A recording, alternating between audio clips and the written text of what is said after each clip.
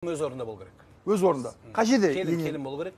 Ененің орны қайда? Ене болу керек. Ене ең бірінші келінге қарамау керек. Ене бірінші балаға қарау керек. Ененің қыбласы өзінің ұлы болады. Келінге қарамайды.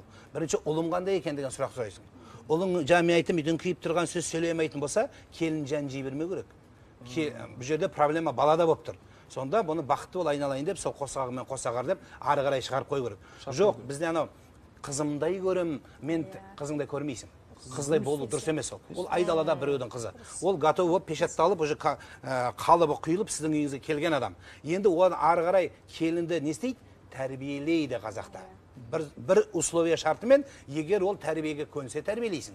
Көнсе. Оның тырнағы ұзын болып. Айгүл сияқты келді, мен үйренем, қалай жасайым, не істеуім керек, айтыңызшы деп тұрса. Бұның анасы солай үйреткен, қызым, сен жат жұрттысың, тастай батып судайсың десе, амал жоқ, басын төмен иіп кіреді. Одан кейін мен сіздерге айтып беретін мынау, елдің алдында ойнайтын енелер өте көп бізде. Қазір бізде өз көп ел үшін болып кетті ғой. Ойбай деп жаңа көрсеткен роликтеріңізде де көрініп тұр. Іштен келіп елдің алдында менің келінім дейді, кеткеннен кейін бір шымшып кетеді. Бұл одан кейін жасыратыны жоқ, жамандайтын енелер көп. Бұның әкесі жоқ, бұның шешесі жоқ, бұл түк көрмеген, бұл деп кімде болса да бір тістей берсе бір күні жарылады да.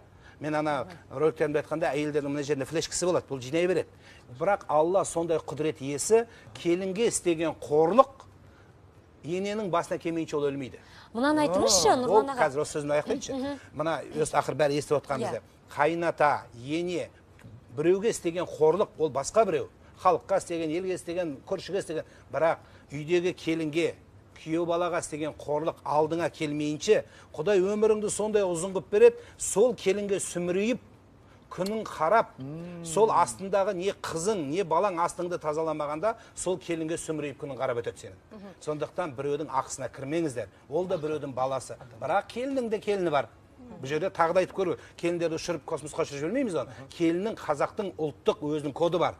Ол жерде келіндің өзінің орны бар. Келін деген жаңа айналып кетейін сәлем салып жатыр. Міне осындай адал, пейілді, ақ ниетті келінді аяққа таптағанда ғана күнә болады. Тамаша айтылды, иә.